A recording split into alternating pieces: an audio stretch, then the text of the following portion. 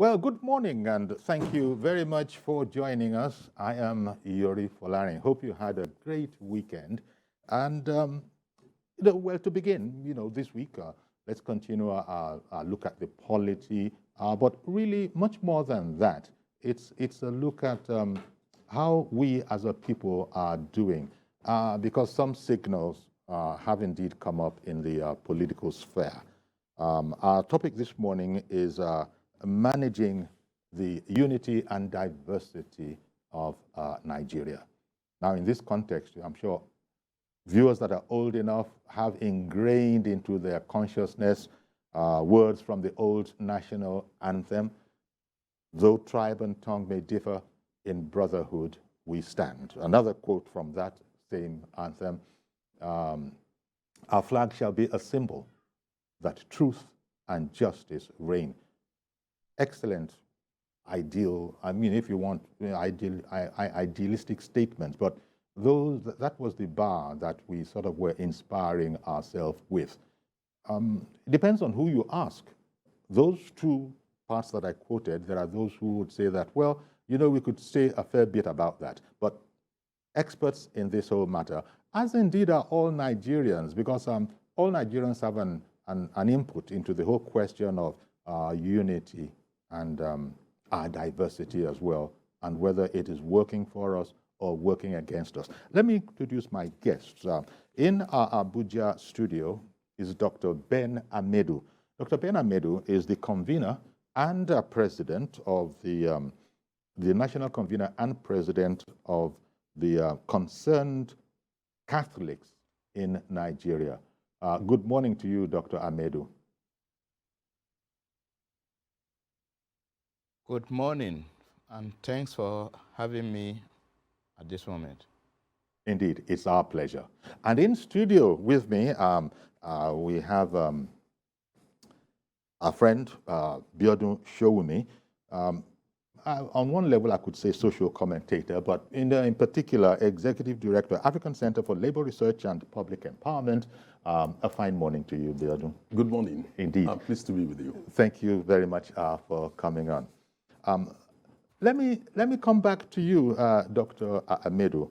The question of managing our diversity and our unity.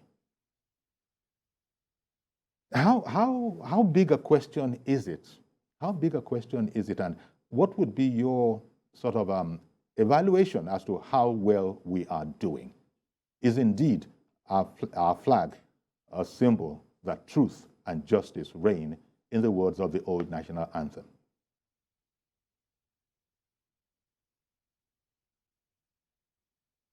Well, let me first start with an apology to listeners, because I might be tempted to make some statements that will not go down well with some people, and some others might feel impressed by whatever I will say.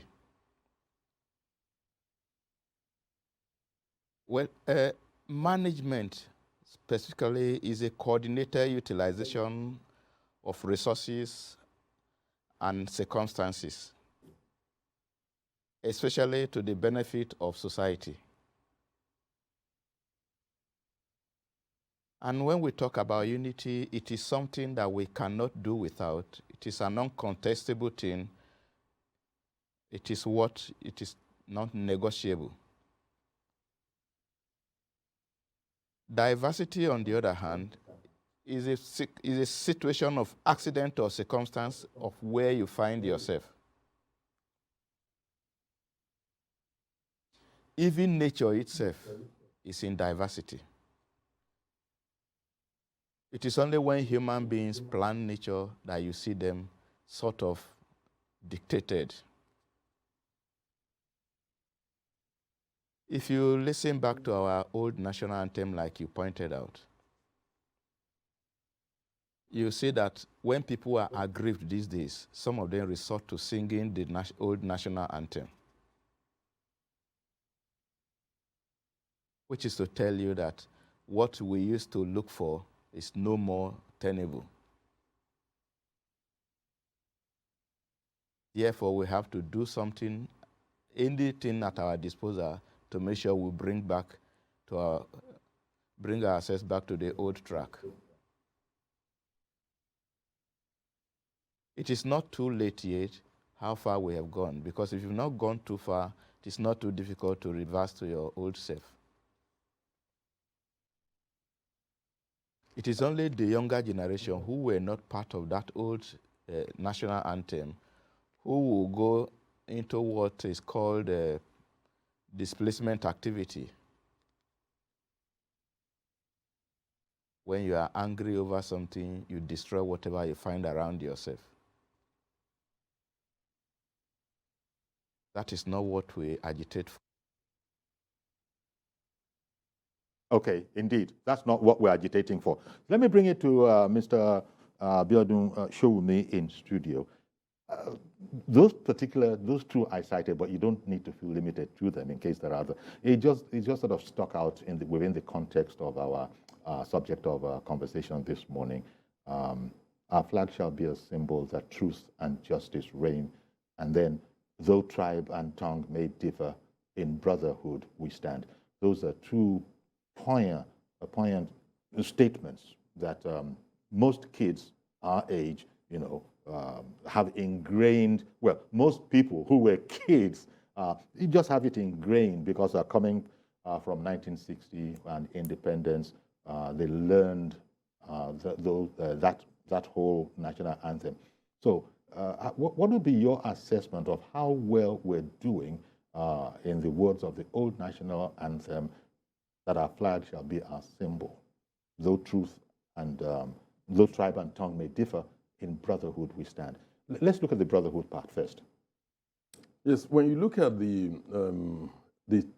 whole national anthem, it's quite very interesting. It is. And I think it's probably the best anthem which we have, when you talk about foundational stage in life, when we got our independence, it's quite recognized our diversity, either in terms of religion, ethnic, or whatever, and then, actually, I try to highlight the fact that this diverse nature, religion, people, should not necessarily be mitigate against the nation.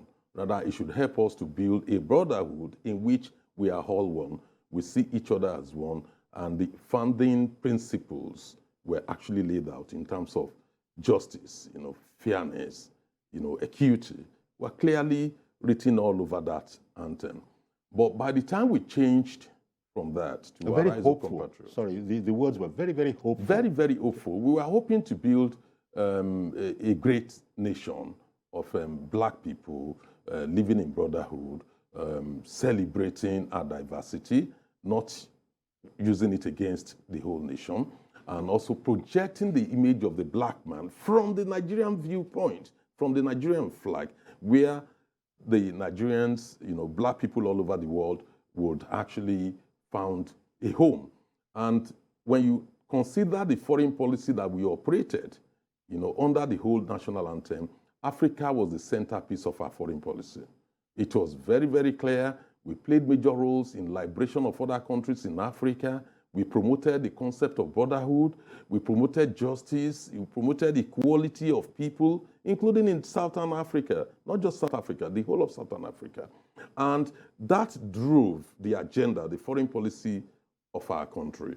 That defined who we are. And the whole world related to us. In a continental context. In a continental context. But now, among ourselves, among our brethren and sisters, getting on with our lives, those very values have been challenged before in our historical development. Absolutely. We've had several challenges thrown at the nature of the Nigerian state, whether in form of its organization, management, or outright attempt to decapitate it. We've had that. We can't deny the fact that we went through the Rossi coup, the Nzegu coup, the military pushback, and then leading to Gowon. We can't deny several military coups that had happened. And also, in contemporary times, we cannot deny agitations for right to self-determination, which are more or less expression of dissatisfaction with one thing or the other about the Nigerian state. Like Doctor clearly highlighted that when Nigeria seems to be disaffected, they tend to go back to the old national anthem. They will sing it to remind themselves of the core values of the Nigerian state, of what the Nigerian state is supposed to be. Indeed. That we would rather have a country live together in brotherhood. And it's always, that is when we go back to that as a sign of rebellion, to highlight the fact that Nigeria is no longer, or is drifting away from its core, set out objectives. A sign of rebellion, if not nostalgia, because there are still some idealists who hold fast to those very, the notions in that anthem, that though tribe and tongue may differ, in brotherhood we stand. Now, as you know, you've just explained, there are quite a number of indices that sort of would tend to try to rend us asunder if they could. Dr. Medu, coming back to you, as you know, there's a conversation going on now that is stemming from the political arena, the political sphere. We are all one. That's what the Constitution says. That's what Nigerians felt, arguably. But now, for example, with the choice of the presidential candidate of APC, of a fellow Muslim, the whole question, conversation, debate has erupted all over again. And we're hearing that, look, what happened to our oneness, our unity in our diversity, be it language, be it religion? It's just Nigerians. Would you like to comment on that, Dr. Amedu? How this whole conversation has come up, and it is probably not doing us much good in terms of bonding us and unifying us?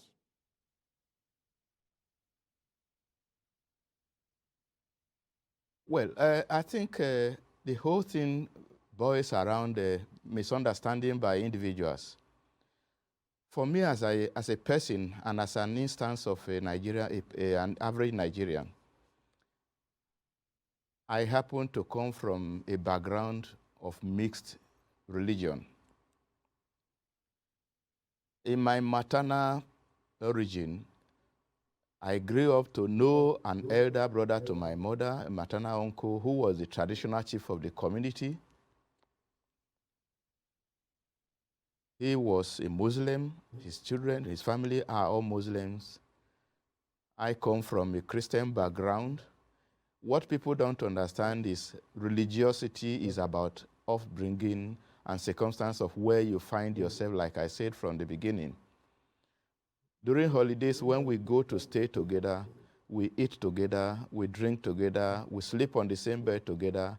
And to me in life, I have never understood why people should disagree based on religion. When we were together, if it was on a Sunday and you didn't go to church, the Muslim brothers will remind you, if you didn't go to church today, we will not allow you to eat in the house. Even me as a Christian to this moment, the number of friends I have, I know the number of times Muslims pray on a daily basis. Once we are together, anytime it's time for prayers, I will remind them too, because that's what I have been used to and I know how to do.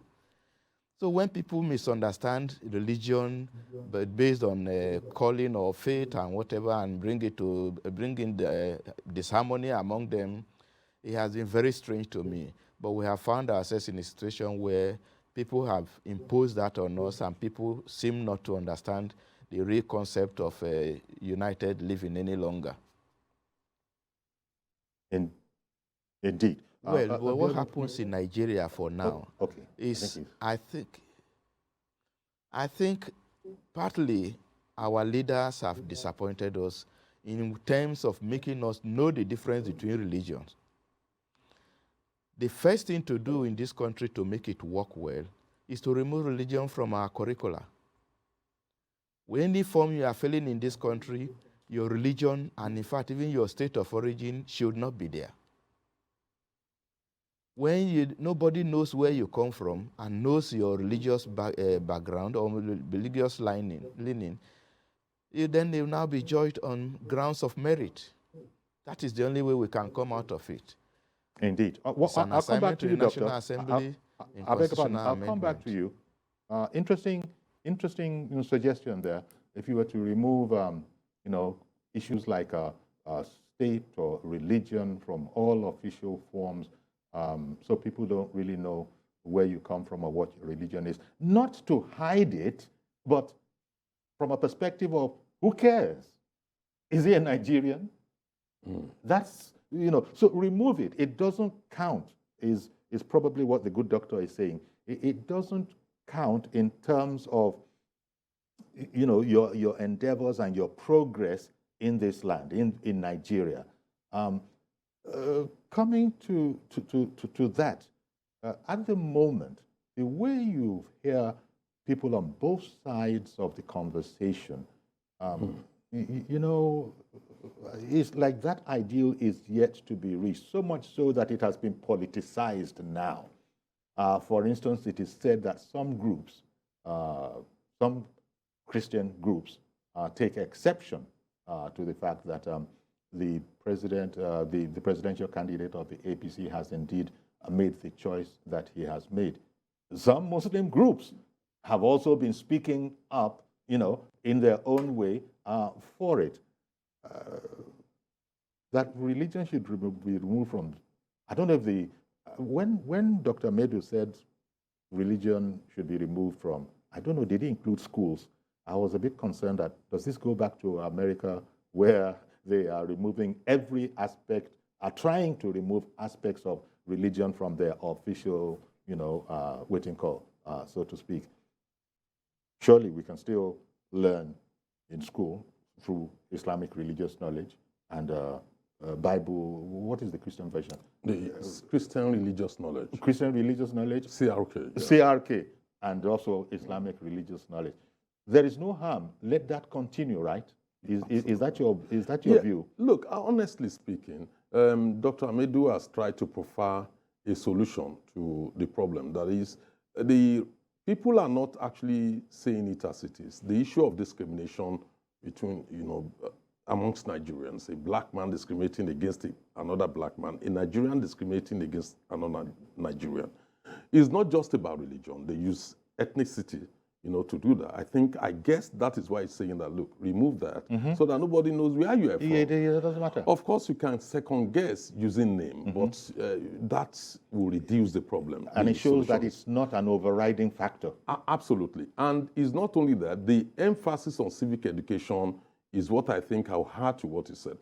But in terms of how the politicians have tried to create problems where there is none currently, you only need to go back into times, because religion has not been a major dividing factor or influencing factor in elections in Nigeria.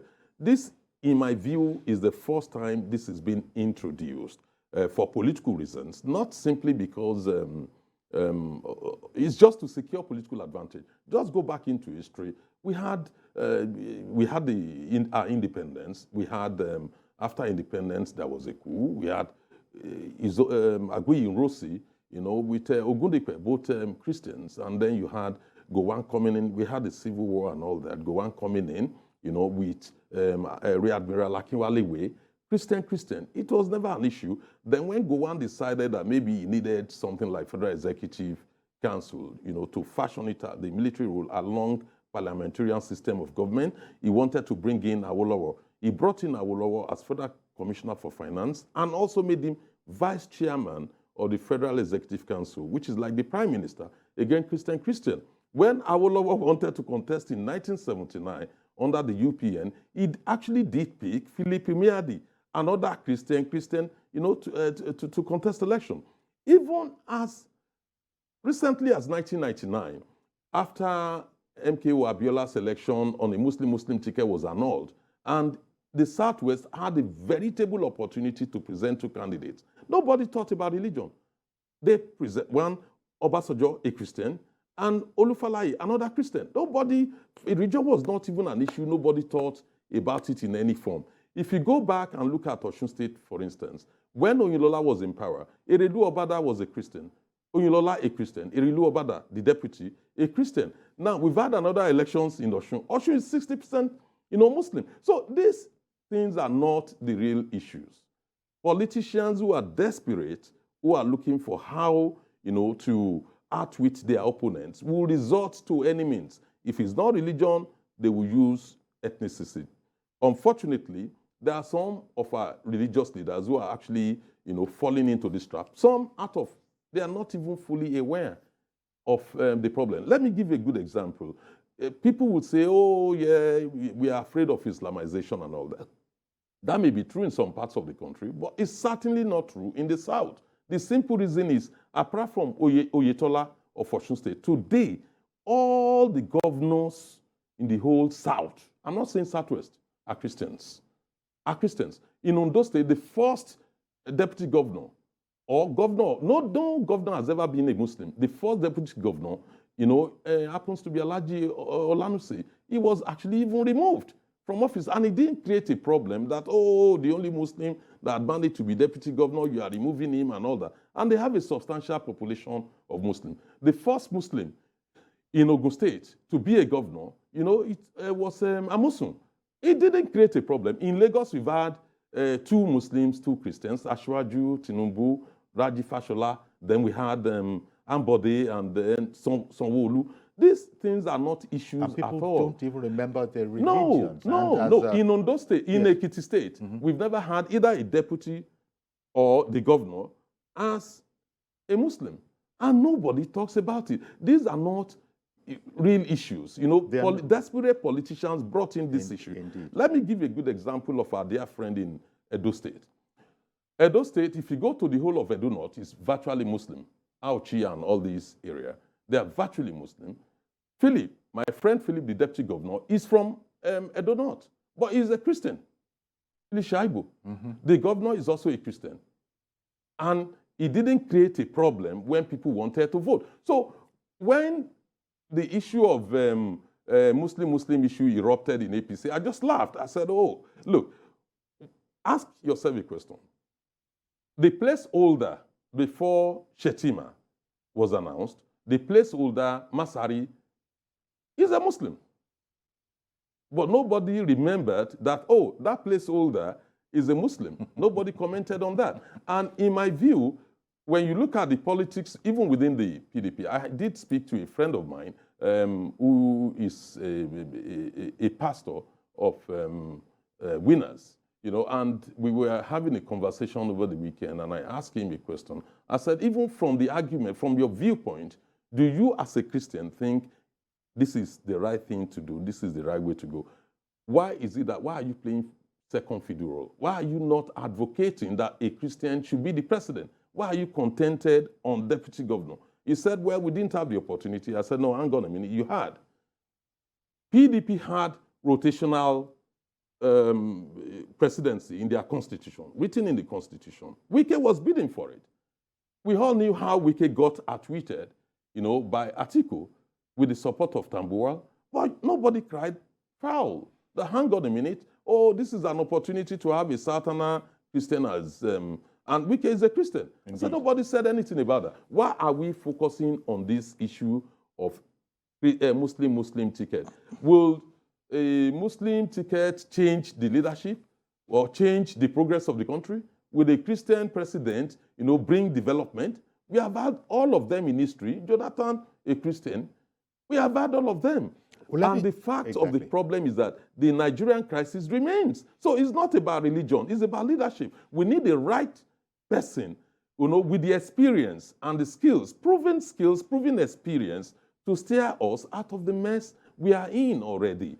Because it's not compounded only by poor leadership at home, it's also compounded by things happening in other parts of the world. Okay, Dr. Amedu, what do you think of religious leaders who also, shall we say, are falling victim to this, dare I say it, this contentious narrative, and indeed seem to be supporting it by telling their folds, what to do, which never used to be the case, not from the perspective of religion. One doesn't need to go into names here, but it has been worrisome because if there had been silence on that particular topic from the pulpits, maybe one would not have been as concerned. What do you think of religious leaders who are doing so? Is it that they're exercising their rights, or do you think they are mistaken, genuinely and sincerely mistaken? Well, every human being is entitled to his or her right. But right is not total in anything you find in life. Everything is controlled by circumstances and by where you find yourself. You know, for religious leaders to be taking sides, it becomes unfortunate because they are actually supposed to be instruments of unity, instruments of hope for people. Like I used to tell people, at my age and orientation and disposition and experience and exposure or whatever, I should be an instrument of encouragement to the younger generation. So if I behave otherwise and I scare them of their future, it means I have failed in my responsibilities. Well, yes, indeed. But as you just said, everybody that is not has the right acceptable. to their opinion. We prayed for them to have a rethink in their mind and see what they can do so that they nurture their flocks correctly. Well, yeah. Famously, is it Karl Marx who has been quoted as religion being the opium of the masses? And of course, opium is a drug. When you are under the influence of opium, you're not going to behave, it is thought, like most rational human beings. And right there, that very important sentiment, seems to be, it seems that it is being violated by people on both sides of the divide who are suddenly not calling for expertise, competence, skill, but instead, rather, are calling for their own particular faith. And it seems the danger in this is that, look, whatever be the competency level of such a person, nevertheless, we shall manage it. We have heard such sentiments expressed in totally different contexts as, it is our own, it is your money lost, when you try to make a case against something that you consider as morally questionable. People have answered you that, what is your concern inside? So we have this situation in here. Do you have any notion that this can be halted with better understanding, especially the excellent point you make, sir, if I may say so, that religion is largely a function of where you happen to find yourself and where you were brought up. If it were Buddhism that was practiced in that environment, you're probably going to end up a Buddhist.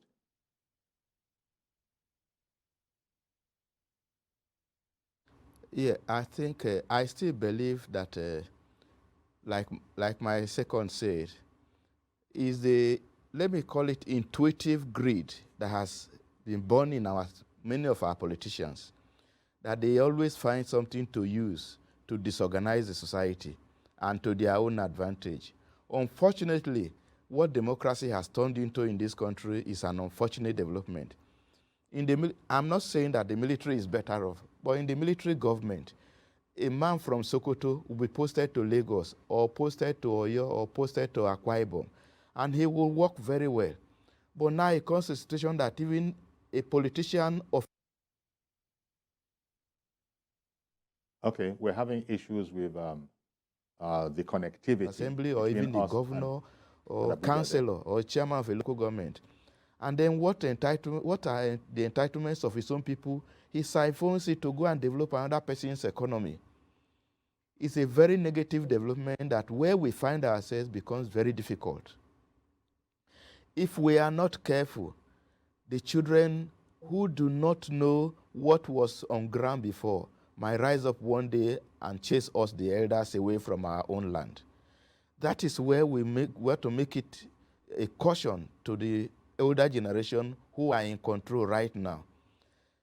I have known much about Nigeria to an extent, and reasonably too, that most of the things that happen in this country is that people are quickly misunderstood. And whatever you say will be misconstrued that what you have said is different from what actually you meant to say.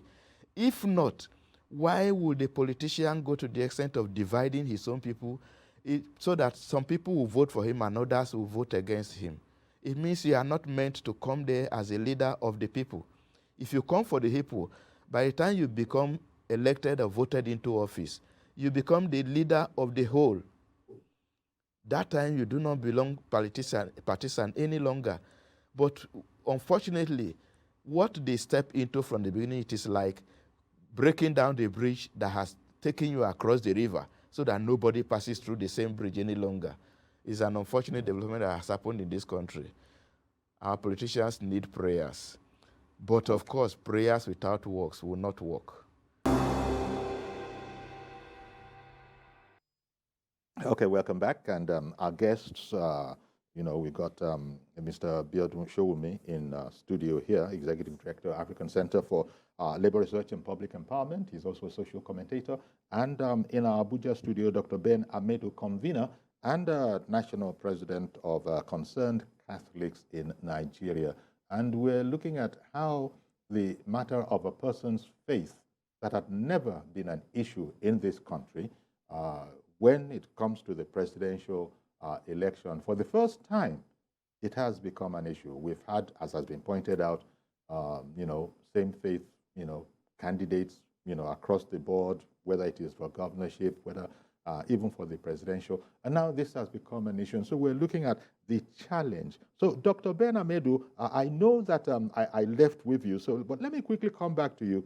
Look, civic education, that used to be quite heavy, important back in the day. I don't know if we used to learn about, is it not Agre with the black and the white keys of the piano, harmonizing and making good music. Those indeed were things that were being drummed into us then, but the way we read it is that though tribe and tongue may differ, in brotherhood we stand.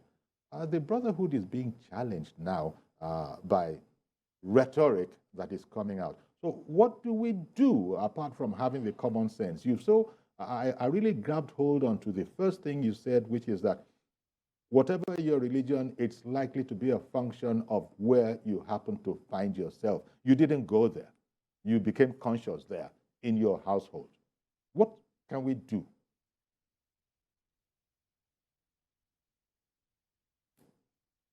Well, it looks as if the line is still held up, but you heard the question. Yes. What are suggestions that you have for this? People might not have seen it as a big problem, but it's a rolling stone that must not be allowed to gather moss. Yes, we have to make sure that we disemphasize the role of religion in politics. It has to be removed from our statute. But it never was a part of politics in a major way, was it? It wasn't, but we have now seen how dangerous, politicians can exploit it and how dangerous it can be for the Nigerian state. If you look, when people refer to the fact that in the past we used to have involvement of the church in the affairs of men, but that was when? In the 18th century? Are we going back to 18th century?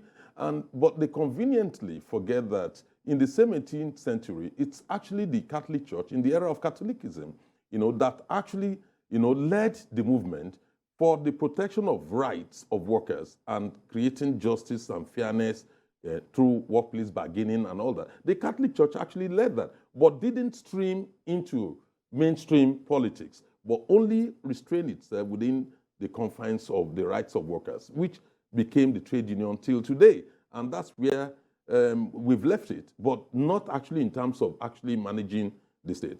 When you look at countries who are largely Christian or Muslims, it does not mean that because we are a Christian or a Muslim, the state will be better governed. No.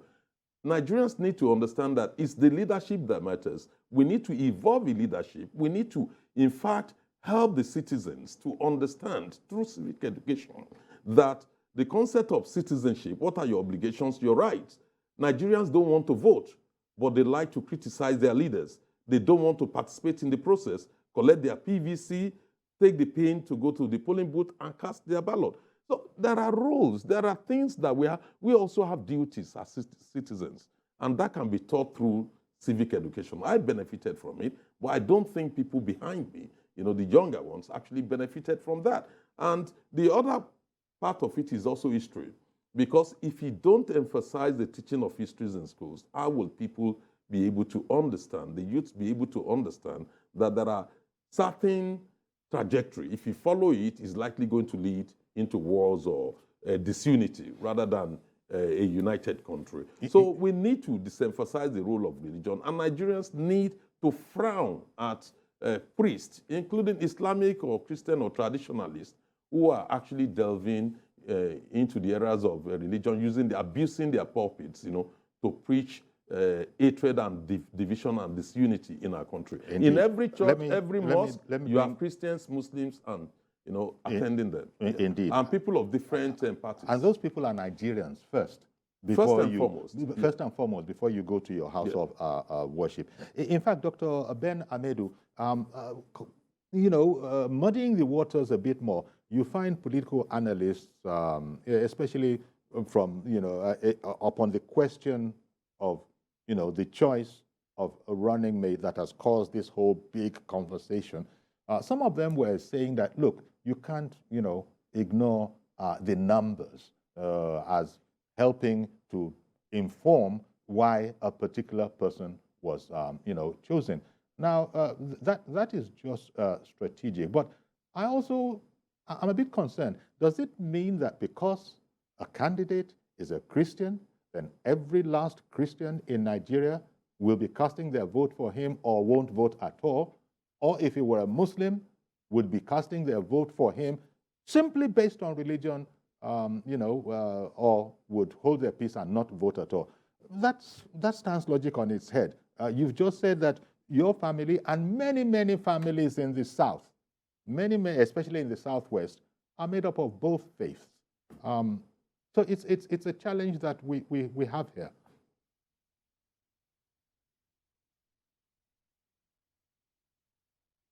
Dr. Amedu?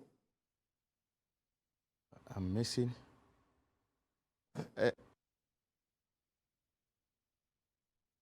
I think it is frozen. It's frozen. I think that's whether what's you are going a on. Christian or Muslim before you be voted for is a misunderstanding of the whole electoral process of Nigerians. I don't agree that most people will vote because of the religion you belong to. Even in the South, or even in the up north, they call north, there are many Muslims there who have voted for Christians overwhelmingly. And down south, many Christians have voted for Muslims overwhelmingly. I think in 2015, for example, when Buhari won the elections, it was not only Muslims who voted for him. When Obasanjo won in 1999, it was not only Christians who voted for him.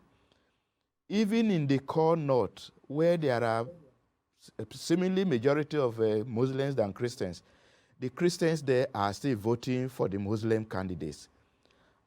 Like I said earlier, people are taking undue advantage of the privileges they have about interacting and then winning the heart of Nigerians to vote for them into elections. We should.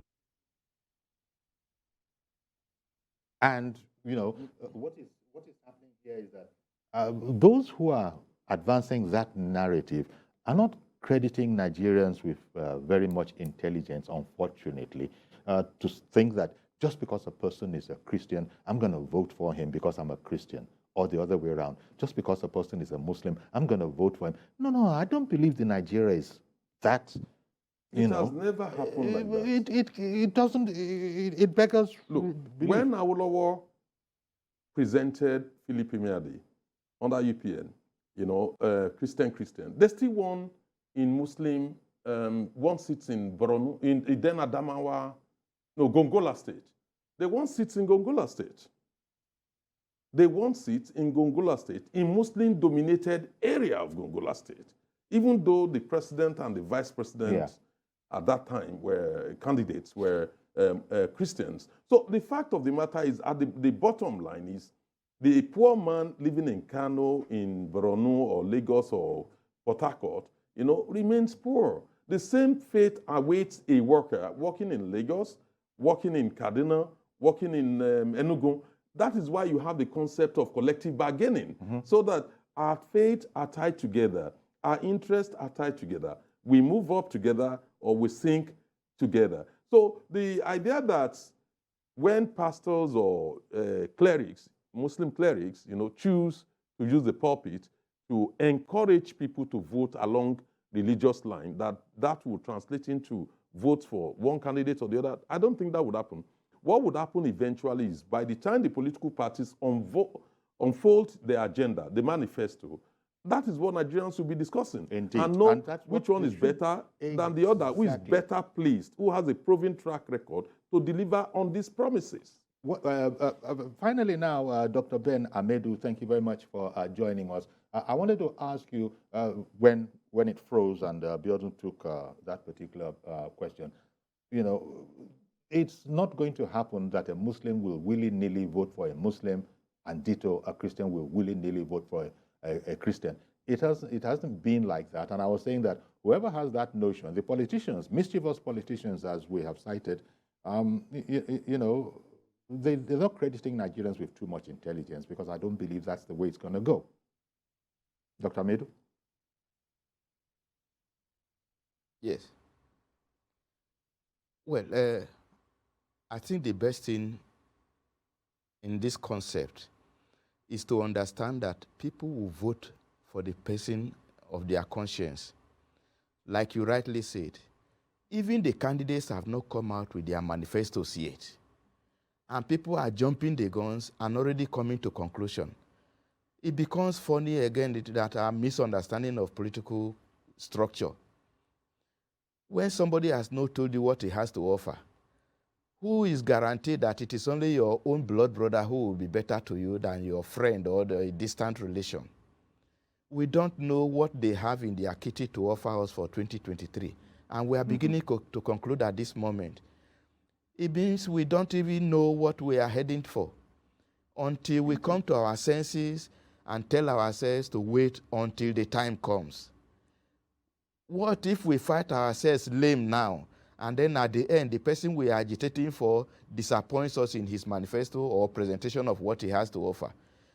We are outgrowing the period of saying I'll build bridges, I'll construct roads, I'll build schools and other things. The narratives have changed now. This is 2023. We are aiming at 2023. We are now looking for people with capacity and with the IQ of presentation of policies that will push Nigeria forward. Where we are now as Nigeria. I imagine you're going to say leaves a So lot who of will work give to us be that done. concept of what we need to achieve to become a leader in Africa is what we should be waiting for. So when people are fighting each other now, the players that we are fighting for are not even fighting themselves. So we should wait patiently for when the time comes. Okay. Well, I want to thank you very much, Dr. Ben Amedu, National Convener and President, Concerned Catholics in Nigeria. Thank you for your wise counsel. We appreciate your time. Okay. So, in fact, we can now put on the phones, and in case a few people at home wanted to join in the conversation. But the point has been made that when President Buhari, when he was elected, if somebody could go and X-ray and analyze his votes, just going from the fact that I know in the Southwest, and I'm sure you will too, many, many, many Christians who were, fanatical in their insistence that Buhari must be elected. Buhari must win this election. And they worked for it. Social media was awash. It was, talk about fans at the time. He had those fans. Now, as I said, I noticed that a lot of them were not Muslim. So what has changed now, if anything has changed, because we don't even know, it hasn't been proven yet. It's just that social media is what it is. Do you think very much has changed in spite of the Rogbodinho that is going on? To be honest with you, I actually don't even think much has changed beyond the nuisance value of people being able to use the social media to harass Social their media is a opponents. factor. I was at the last Ojude-Oba festival in Ijebu-Ode. For some reasons, given who I am, I decided to mix up with some youths. They're about 50, and I decided to buy some alcohol for them. I paid for 2 cartons of beer, and of course, I became the hero. And in the course of the discussion, I was only trying to find out their level of consciousness in relation to the debate going on social media. You'll be shocked. Many of them told me that they don't even know what we are talking about. Exactly. Let me bring in Prince, who has called in from Jos. Good morning, Prince. Prince in Jos. Good morning. Good morning. Well, they said, "Oh no, we are not doing this. We are only voting along party lines." Well, and they made it very clear to me, and that this is the person their candidate is upon now, and all that. And that's what they were telling me. And I said, okay, but what if that's not what people think elsewhere? What about in Lagos or major cities like Abuja, Port Harcourt? They said, well, we don't live in Lagos. Exactly. That's what they told me. And the fact of the matter is, more than 80% of our people are living outside the major cities. Their views are not represented in social media because they have no such influence in social media and presence. So therefore, we are likely going to assume that the voices of the minority, which we are processing currently, represent the views, of the vast majority of You mentioned Lagos. Sanwo-Olu is governor in Lagos. I don't think very many people even remembered that he was a Christian. He is a Christian. And you can see that he is involved, be it Christian, be it Islamic, he is involved as the governor of all. It stands to reason that, that is indeed the heritage that, he was handed out over to him, and that was his sensibility. I don't see that it will be any different. We certainly know that it's not going to be any different. It's just that there's a pushback. Honestly speaking, Lagos is so complex and diverse a state that a Sanwo-Olu managing Lagos the way he has done it so far, for me, I think he deserves a second term, which indeed. Is widely party. But when Innocent is standing by. I beg your pardon. Okay. I don't want to lose Innocent. Okay. Good morning, Innocent. And within the context of the issue of unity and diversity and the role of religion, the only time, even in Lagos, when we had a major issue in relation to religion was when a Christian governor was in office, when a Christian priest was being removed and thrown out of, government supported building in Alausa, and it caused a major outrage and all that. Indeed. And eventually, that cost that governor a second-term ticket, among other in things. Lagos. Yes. So that was the only time. It was even a Christian governor that did it to a Christian. It was not even a Muslim or doing it to a Christian governor. So religion is not really an issue, basically, when it comes to political decisions. So the focus is going to be on competence. Competence programs, manifestos. Yes. Yes. And proven experience of delivery. Indeed. Who has done it before? Who do you think you can trust to do it, again? You have to look at people's track record. For instance, if I have a track record of I've served in local government, all I ended up doing there was to loot. I've served in state government, all I ended up there. Your religion doesn't matter. Religion does not matter. And at the end of the day, the people will have to consider that and say, hang on a minute, what did you achieve when you were in office? Okay. That's the bottom line. Ade in the UK. Good morning, sir. Good morning, Dr. Yore, and good morning to my brother in the studio. Good morning. Let me quickly tell you this short story. I left Lagos in January 78. I moved to Kano to join my brother there. And where my brother was living in Kano is called the city. City North Urban Center. In Hausa language, it's called Chicken Birini, Onodiso. So on Sunday, when we are going to church, our landlord is Chief Alikali, the customary Sharia court, the chief leader of the Sharia court. That's how I can translate it. So if people now went to him that, why did you take Christian to be your tenant? You know, this place is purely, he said, is Christian not a religion? They should not bother about that. They accept them and they should be living there. You know, after some time, all of them became our friends. You know, because I was a draftsmanship there. So anytime I want to do business, I'll go to one of them. They'll give me a job. We became friends. Because of the action of that, our landlord, may God bless you, so it's late now. That time, before I left Nigeria in 1988, see, it depends on the leadership. That's what is happening. Indeed. We're going to have to leave it there, Ade, but thank you very much. Excellent point that you make, and thank you very much. We've run out of time, and this conversation, you know, it needs to be held many more times because of the damage, arguably, that social media has, you know, sort of fueled. Back in the day, there wasn't social media. Oh, write your thing to the lady, write your letter to the editor, if you will. God knows it'll take a week or so, and so there was no momentum. But here you have a bunch of, I would dare say, even professional troublemakers who are working round the clock, crafting messages, crafting crafty messages to including doctoring, animations, visuals, and all that. Thank you very much. So we just need to be aware and not be taken in. I imagine what this is going to take a bit more conversation, and we're not tired about it here. But thank you very much, Biodun. My pleasure. Biodun Sowunmi, social commentator and executive director, Africa Center for Labor Research and Public Empowerment. And also thanks go to Dr. Ben Amedu, national convener, Concerned Catholics in Nigeria, who contributed on this subject as well. Well, that's our program today. Wish we had more time to hear from you at home, but you know, it is what it is. Maybe tomorrow will be better. I am Yori Folarin. Please join us tomorrow for a fresh edition.